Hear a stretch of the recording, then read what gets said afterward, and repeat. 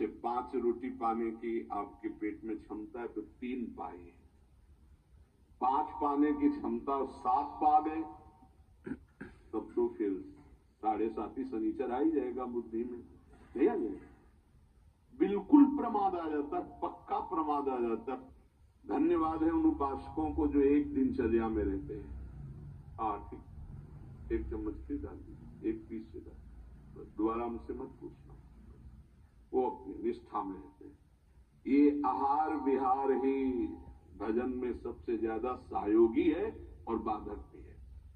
हल्का भोजन लिख रहे भगवान, हल्का भोजन मतलब सुपाच्य भोजन और आधा पेट भोजन।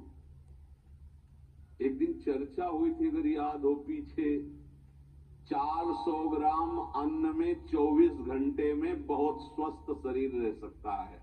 केवल रसेंद्री फंसा है, रसेंद्री। हमें लगता है कि अगर हमें जीवन उछाल उत्साहित और बहुत सात्विक रखना है तो हल्का भोजन। दूसरी बात, प्राण संयम। ये जो बहुत जल्दी जल्दी श्वासें चलती है, इससे भजन में बड़ा बाधा पड़ती है। एक आराम से श्वास खींचिए, कितनी बार राधा नाम जपते हैं, फिर आराम से छोड़िए, कितनी बार छोड़ते हैं। प्राणों का संयम आवश्यक है, इसलिए 2-3 प्राण वायु का संशोधन की प्रक्रियाएं हैं जिनको सबको करना चाहिए। ये प्राणायाम के अंतर्गत नहीं, हम भजन की बात कर रहे हैं। आराम से बैठ जाओ, ऐसे दोनों स्वरों से वायु खींचो, कोई हाथ वाथ लगाने की जरूरत नहीं, पूरी खींचाओ और एकदम छोड़ दो। 7 बार किया एक बार में, 4 बार ऐसा करो, आप देखना एक ये प्रक्रिया है, कोई हाथ लगाने की जरूरत नहीं। प्राणवायु का संशोधन, खींचा, रोक लिया, नाम जप कर रहे, एकदम प्राण व्याकुल है, छोड़ दिया।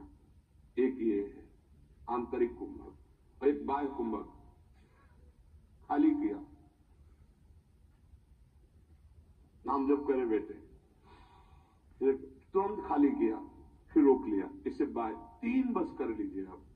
आप देखिए आपके फेफड़े, आपकी छाती, आपका प्राण संयम। कोई हम ये नहीं कह रहे ऐसे को ऐसे करने, और ये मात्र 2-2 मिनट का अभ्यास कर लीजिए। क्या जाता है, ऐसे आराम से बैठ के, कोई जान भी नहीं रहा कि आप प्राणवायु का संशोधन कर रहे हैं, पर मेरुदंड सीधी होनी चाहिए।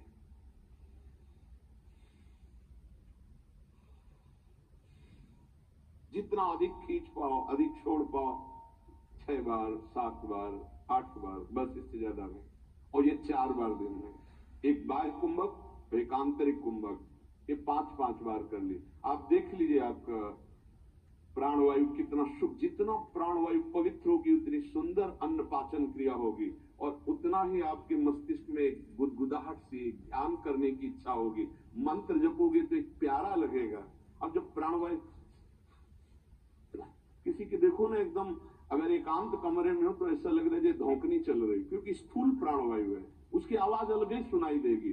प्राणवायु का संयम, भोजन हल्का और प्राणवायु संशोधन कृपया जरूर करें, चाहे वृद्ध शरीर हो चाहे जवान शरीर हो, ये जरूरी है प्राणवायु का संशोधन। अपनी तो किडनी खराब हो गई, तब से बंद हो गए, नहीं तो 45 मिनट केवल प्राणवायु संशोधन होता तो 45 मिनट व्यायाम, और उस समय केवल भगवदा का नाम चलता था। 1 सेकंड के लिए ऐसा नहीं कि प्राणवायु संशोधन करे नाम छूट जाए, या व्यायाम कर रहे नाम छूट जाए। तीसरा, कम बोलना, क्योंकि नाम चलाना है और सहनशील होना है।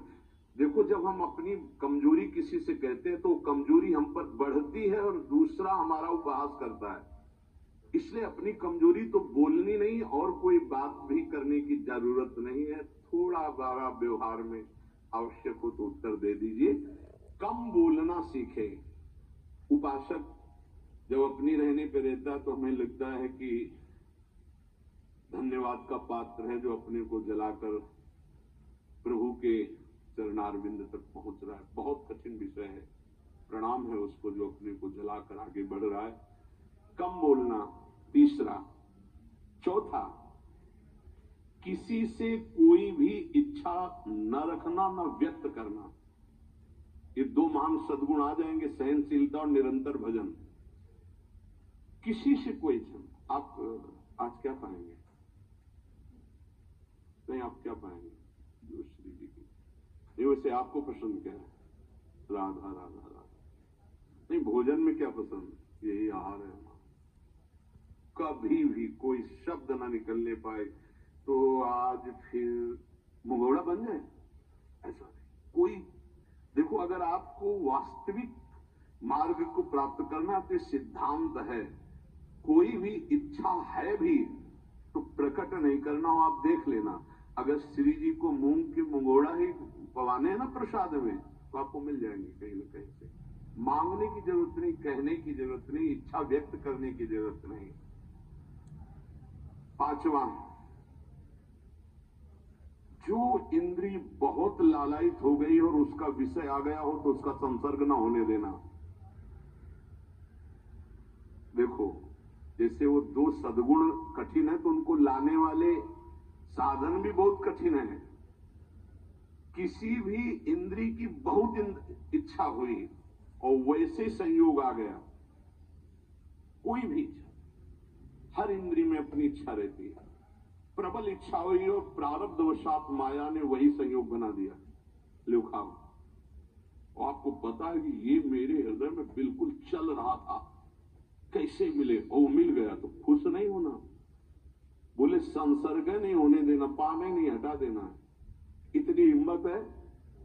पहला लक्षण सहिष्णु, वो दूसरा निरंतर भजन। जो तुम्हारी, ये सब बातों में नहीं करेंगे, जिसकी प्रबल इच्छा थी हमारे अंदर और वही आ गया संयोग से, यही बात गुरुदेव ने बताई थी। बोले जो प्रिय वस्तु हो उसका संयोग इंद्रियों के संसर्ग में न होने पाए और उसको भोग लगा पाए।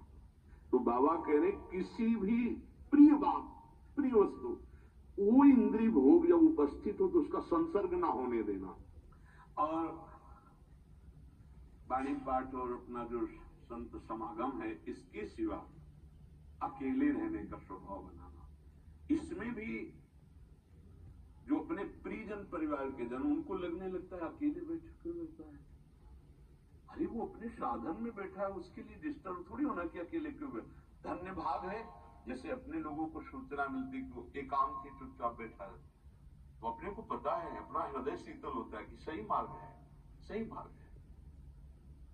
एकांत देश में रहने का स्वभाव होना, किसी भी तरह से अपनी इच्छा को किसी के सामने प्रकट ना करना।